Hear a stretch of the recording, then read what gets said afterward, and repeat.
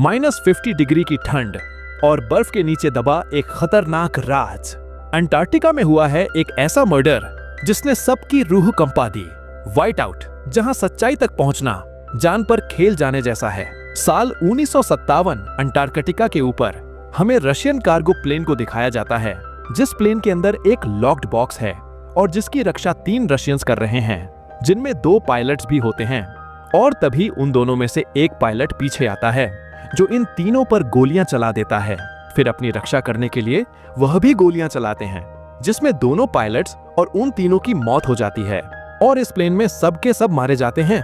इसीलिए प्लेन वहां क्रैश हो जाता है। अब कहानी आती है प्रेजेंट में, जहां पर हमें अंटार्कटिका के साउथ पोल में यूएस फैसिलिटी को दिखाया जाता है, जो कि रिसर्च के लिए बनाई गई है। यहाँ पर बहुत सारे लोगों की टीम एक साथ काम करती है, जिसमें कैरी नाम की एक लड़की भी है। कैरी डॉक्टर के पास जाती है, जो यहाँ से जाने की तैयारी कर रहे होते हैं, क्योंकि 3 दिनों के बाद अंटार्कटिका में बहुत बड़ा तूफान आने वाला है। वैसे भी ठंड अब बहुत ज्यादा बढ़ चुकी है और अगले 6 महीनों तक अंटार्कटिका में सिर्फ अंधेरा ही रहेगा। कैरी डॉक्टर को बताती है कि एक पायलट ने किसी की लाश को देखा है, हमें वहां पर जाना होगा। डॉक्टर उसकी बात मान जाता है।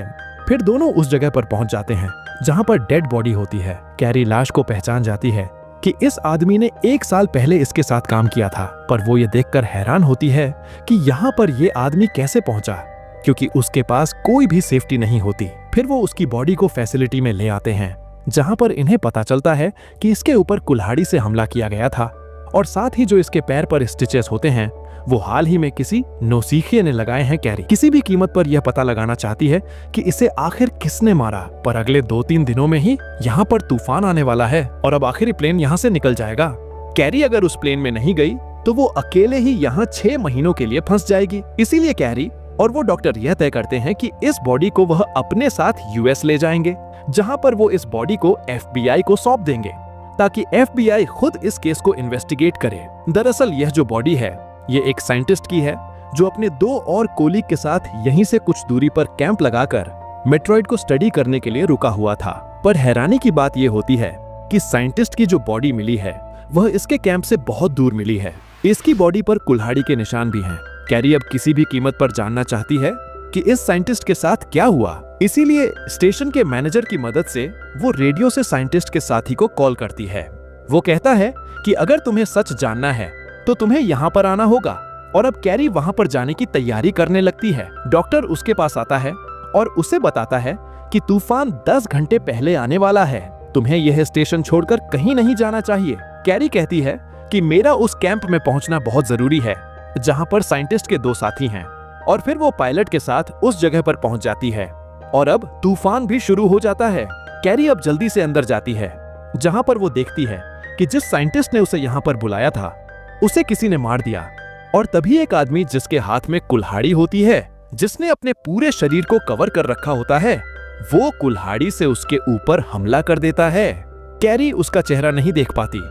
वो अपनी जान बचाने के लिए बाहर निकल जाती है, जहां पर तूफान चल रहा होता है।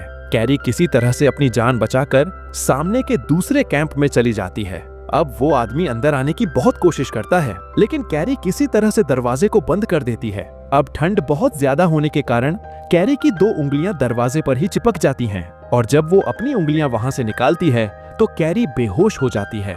फिर जब उसे होश आता है तो उसके सामने वही पायलट होता है जिसके साथ वो यहाँ तक आई है। पायलट उसे बताता है कि तुम बेहोश हो गई थी, मैं तुम्हें यहाँ पर ले आया। कैरी उसे बताती है कि मैं जिस साइंटिस्ट से मिलने के लिए यहाँ पर आई थी, किसी ने उसे मार डाला है और उसने मुझे भी मारने की कोशिश की है, और अब हमें अंदर जाकर देखना होगा, उस इंसान को पकड़ना होगा। और फिर वो दोनों मिलकर अंदर जाते हैं, जहां पर पहले ही एक आदमी बॉडी को इन्वेस्टिगेट कर रहा होता है। कैरी उस पर गन तान देती है। फिर वो आदमी बताता है कि मेरा नाम रॉबर्ट प्राइस है, मैं यूएन सिक्योरिटी एजेंट हूँ और मुझे खास तौर पर इस केस को देखने के लिए भेजा गया है। ये अंटार्कटिका का दूसरा मर्डर है और हम इसे इंटरनेशनल इशू नहीं बनाना चाहते। सबसे पहले हमें उस जगह पर जाना होगा जिस जगह पर यह तीनों आखिरी मर्तबा गए थे, और फिर वो अपनी गाड़ी से उस जगह पर पहुंच भी जाते हैं। पर वहां पर पहुंचने के बाद उन्हें कुछ भी खास नहीं मिलता। पर जब कैरी ध्यान से देखती है तो वो बताती है कि इस जगह को खोदा गया था और इसके बाद फिर से इस जगह को बर्फ से ढक दिया गया है। लगता है यहाँ पर कुछ ना कुछ तो हुआ है, और तभी बर्फ धंसने की वजह से कैरी उसके अंदर गिर जाती है, जो कि एक सुरंग की तरह लगती है। अब रॉबर्ट भी नीचे आ जाता है और यहाँ पर इन्हें एक प्लेन का दरवाजा दिखाई देता है। फिर वो उस दरवाजे को खोलकर अंदर चले जाते हैं। फिर हम देखते हैं कि ये वही प्लेन है जो आज से कई दशक पहले, यानी कि सन 1957 में अंटार्कटिका में क्रैश हुआ था, जिसमें वो लॉक्ड बॉक्स था और आज भी उन सब की डेड बॉडीज वहां पर पड़ी होती हैं। दरअसल बहुत ज्यादा ठंड की वजह से उन सब की बॉडी वैसे ही होती है। साथ ही वो बॉक्स जो कि लॉक्ड था, उसके ताले भी टूटे होते हैं। इसका मतलब था कि वे तीनों साइंटिस्ट यहाँ आए थे और उन्होंने इस बॉक्स को खोला और अब ये बॉक्स खाली है। रॉबर्ट बताता है कि 2 दिन पहले हमने रेडियो पर किसी की बातों को सुना था जो इसी बॉक्स के बारे में बात कर रहे थे और इसमें जो सामान है वो उसको बेचने की तैयारी कर रहे थे। दरअसल जिस साल में ये प्लेन क्रैश हुआ, उस साल में सोवियत यूनियन बहुत सारे न्यूक्लियर बम बना रहा था और हमें पूरा यकीन है कि इसके अंदर भी न्यूक्लियर बम का मटेरियल था, जो कि अब कुछ लोगों के हाथ लग चुका है और अगर ये गलत लोगों के हाथ लग गया तो इस दुनिया में तबाही मच सकती है। फिर इससे पहले कि वो इस प्लेन से बाहर निकलते, बहुत सारी बर्फ धंसने लगती है, जिससे प्लेन का दरवाजा बंद हो जाता है। अब ये तीनों अंदर फंस चुके हैं। बाहर तूफान चल रहा है और साथ ही अंदर बहुत ज्यादा ठंड भी है। अब धीरे धीरे अंदर की ऑक्सीजन भी खत्म हो रही है, जिसका मतलब ये है कि अगर जल्द ही सब यहाँ से नहीं निकले तो इन सब की यहाँ पर मौत हो जाएगी।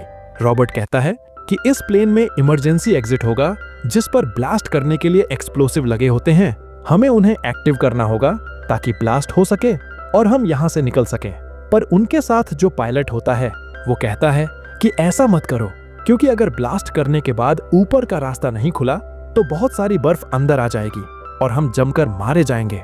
लेकिन रॉबर्ट ये रिस्क लेना चाहता है क्योंकि इनके पास इसके अलावा और कोई भी रास्ता नहीं है। फिर वो ब्लास्ट करते हैं, जिससे ऊपर का रास्ता खुल जाता है। फिर तूफान से होते हुए ये तीनों अपनी गाड़ी में आ बैठते हैं और फिर वो गाड़ी से स्टेशन पर पहुंच जाते हैं। फिर जब स्टेशन के मैनेजर को सारी बातें पता चलती हैं, तो वो अपने सीनियर से कॉल पर बात करता है और उनसे कहता है कि हमारे लिए यहाँ पर प्लेन भेजो। अब सब लोग यहाँ से निकलना चाहते हैं, पर कैरी किसी भी कीमत पर उस कातिल का पता लगाना चाहती है। इसीलिए वो मैनेजर से कहती है कि जब हमें पहले साइंटिस्ट की बॉडी मिली थी तो उसकी बॉडी पूरी तरह से जमी नहीं थी, यानी कि उसे 24 घंटे के अंदर ही किसी ने मारा था। मैं डाटा से पता लगाना चाहती हूँ कि 24 घंटे में वहां पर कौन गया था। फिर मैनेजर उससे कहता है कि अगले 20 मिनट में हम सब के सब यहाँ से निकलना चाहते हैं और तुम्हारी उंगलियां जख्मी हैं, तुम्हें डॉक्टर से बात करनी चाहिए। फिर वो डॉक्टर के पास जाती है और डॉक्टर उसकी उंगलियों को देखकर बताता है कि ये पूरी तरह से जम चुकी हैं और मुझे इन्हें काटना ही होगा, वरना पूरी बॉडी में इन्फेक्शन फैलने का खतरा है। कैरी इस बात से बहुत दुखी होती है। अब डॉक्टर के पास भी और कोई चारा नहीं होता। वो कैरी की दोनों उंगलियों को काट देता है। फिर कैरी से मिलने के लिए रॉबर्ट आता है। वो रॉबर्ट से अच्छे से बात नहीं करती, जिस पर रॉबर्ट कहता है कि तुम मुझ पर विश्वास क्यों नहीं करती। फिर कैरी बताती है कि एक मर्तबा मेरे पार्टनर ने मुझे धोखा दे दिया था और फिर मुझे उसकी जान लेनी पड़ी, जिसके बाद मुझे अंटार्कटिका भेज दिया गया और पिछले 2 सालों से मैं यहीं पर ही हूँ। फिर कहानी आगे बढ़ती है और अब इन्हें पता चलता है कि साइंटिस्ट का जो तीसरा साथी था वो मिल चुका है और फिर वो उससे मिलने के लिए जाते हैं, जहां पर वो बताता है कि हम मेट्रॉइड देखने के लिए एक लोकेशन पर गए थे, लेकिन वहां पर हमें रडार से पता चला कि बर्फ के नीचे कुछ है। हमने वहां पर ब्लास्ट किया और हम रशियन प्लेन तक पहुंच गए और जब हम बॉक्स को खोलने की कोशिश कर रहे थे तो हमारे एक साथी का पांव जख्मी हो गया, जिसके बाद हमने रेडियो पर मदद मांगी और फिर जल्द ही एक पायलट वहां पर प्लेन लेकर आ जाता है। पर इससे पहले कि वो आगे की कहानी बताता, तभी डॉक्टर यहाँ पर कैरी को ढूंढते हुए पहुंच जाता है और वो जैसे ही डॉक्टर को देखता है तो डर कर भागकर अपने आप को एक कमरे में बंद कर लेता है। कैरी उससे कहती है कि मैं तुमसे बात करना चाहती हूँ, पर उसने दरवाजे को अंदर से लॉक कर लिया था। फिर पीछे के दरवाजे से वही कातिल आ जाता है जिसने पहले कैरी पर हमला किया था और अब वो तीसरे साइंटिस्ट के ऊपर हमला कर देता है और अब ये दोनों बाहर गिर जाते हैं, जहां पर वो तीसरे साइंटिस्ट को भी बहुत बुरी तरह से मार डालता है और अब कैरी भी वहां पर पहुंच जाती है, जो एक शवल से उस पर हमला करके उसे बेहोश कर देती है। फिर वो रॉबर्ट के साथ मिलकर उस कातिल को बांध लेते हैं। इसका नाम हिडन है, जो कि एक बायोलॉजिस्ट है। वो इसी स्टेशन पर काम करता है और वो बताता है कि जब रेडियो पर इन लोगों ने हमसे मदद मांगी तो मैं ही वहां पर गया था, जहां पर बॉक्स के अंदर हमें 6 कैनिस्टर मिले। मैं उन कैनिस्टर को लेकर वापस स्टेशन आ गया जो अब भी मेरे सामान के साथ मौजूद हैं। तभी वहां पर मैनेजर आ जाता है और बताता है कि अगले 15 मिनट में हम सब यहाँ से निकलने वाले हैं। जो भी तुम्हें काम निपटाने हो 15 मिनट के अंदर निपटा लो। और फिर कैरी हिडन के सामान को चेक करने के लिए जाती है। जब वो वापस आती है तो देखती है कि हिडन यहाँ से भाग चुका है। फिर कैरी उसे ढूंढना शुरू कर देती है और फिर एक जगह उसे पायलट दिखता है जो जख्मी होता है और तभी वहां पर रॉबर्ट आ जाता है। कैरी को उस पर पहले भी शक होता है, इसलिए कैरी उस पर गन तान देती है। रॉबर्ट कहता है कि मैं डॉक्टर को बुलाने के लिए गया था और फिर कैरी डॉक्टर को कॉल करती है। फिर जब डॉक्टर वहां पर पहुंच जाता है तभी मैनेजर कैरी को कॉल करता है और बताता है कि हम यहाँ से निकलने वाले हैं, तुम्हें जल्द से जल्द यहाँ आना होगा। पर कैरी नहीं जाती, जिसके बाद वो प्लेन लेकर यहाँ से निकल जाते हैं। कैरी और रॉबर्ट को पता चलता है कि बाहर जो छोटा प्लेन है हिडन उसकी चाबियां लेकर गया है। इन्हें पूरा यकीन था कि वो प्लेन लेकर यहाँ से भागना चाहता है। अब बाहर तूफान शुरू हो चुका है और ये दोनों बाहर जाते हैं जहाँ सामने इन्हें कुछ भी दिखाई नहीं देता। अपनी बेल्ट को इन्होंने रस्सियों से बांधा हुआ होता है और उसी के सहारे ये धीरे धीरे आगे बढ़ रहे होते हैं। और तभी हिडन कैरी के ऊपर हमला कर देता है। वह उसे मारना चाहता है पर बड़ी बहादुरी से कैरी ने उसकी रस्सी को काट दिया, जिससे वो तूफान में उड़ जाता है। और इसका मतलब होता कि अब हिडन का खात्मा हो चुका है। फिर दोनों एक कमरे के अंदर चले जाते हैं जहां पर उन्हें वो 6 कैनिस्टर मिलते हैं। कैरी एक कैनिस्टर उठा लेती है और वो उसे खोलना चाहती है, पर रॉबर्ट से कहता है कि ऐसा मत करो, हो सकता है कि इसके अंदर रेडिएशन हो। पर कैरी उसकी बात नहीं मानती और जब वो उसे खोलती है तो उसके अंदर कैंडीज होती हैं। इसका मतलब होता है कि इसके अंदर जो सामान था किसी ने उसे पहले ही निकाल लिया है, जिससे ये दोनों निराश हो जाते हैं। फिर वो उस कमरे में वापस आ जाते हैं जहां पर डॉक्टर और वो जख्मी पायलट है। कैरी उस सामान की लिस्ट को चेक करती है जो प्लेन में ले जाया गया है। फिर वो देखती है कि लैब से कुछ सामान को प्लेन में शिफ्ट करना था, लेकिन वो सामान शिफ्ट नहीं किया गया। इसीलिए वो अकेले ही लैब में जाती है जहां पर उसे 2 बड़े बैग्स दिखाई देते हैं। वो एक बैग को खोलती है जिसमें उस साइंटिस्ट की बॉडी होती है जो सबसे पहले इन्हें मिला था। फिर वो उसके जख्मी पैर को, जिस पर किसी ने स्टिचेस लगाए थे, उसको गौर से देखती है और जब वो अपने हाथ के स्टिचेस को देखती है तो वो दोनों एक ही तरीके से लगाए गए थे। वो समझ जाती है कि हिडन का पार्टनर और कोई नहीं बल्कि डॉक्टर है। हिडन ने डॉक्टर को उस जगह पर बुलाया होगा जहां से इन्हें रेडियो से कॉल आया था, जिसके बाद उसने उसके पैरों पर स्टिचेस लगाए और साथ ही कैनिस्टर के अंदर जो सामान था वो भी अब डॉक्टर के पास ही है। लेकिन उसे एक बात समझ में नहीं आ रही होती। डॉक्टर ने कहा था कि वो साइंटिस्ट की बॉडी को यूएस भेज देगा, लेकिन उसने बॉडी को क्यों नहीं भेजा। फिर वो देखती है कि बॉडी के पेट पर कुछ नए स्टिचेस होते हैं।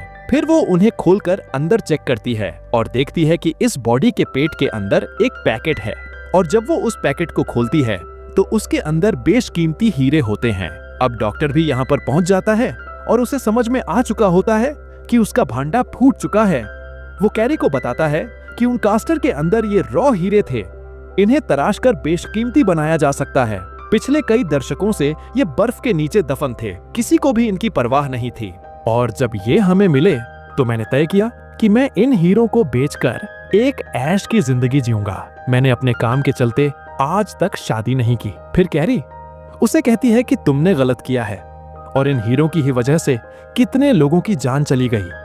मैंने अपनी 2 उंगलियां भी खो दी। डॉक्टर अब बहुत ज्यादा शर्मिंदा होता है। वो उससे कहता है कि तुम्हें तो पता है कि साउथ पोल की लाइट्स इस मौसम में कितनी खूबसूरत दिखती हैं, मैं उन्हें देखना चाहता हूँ।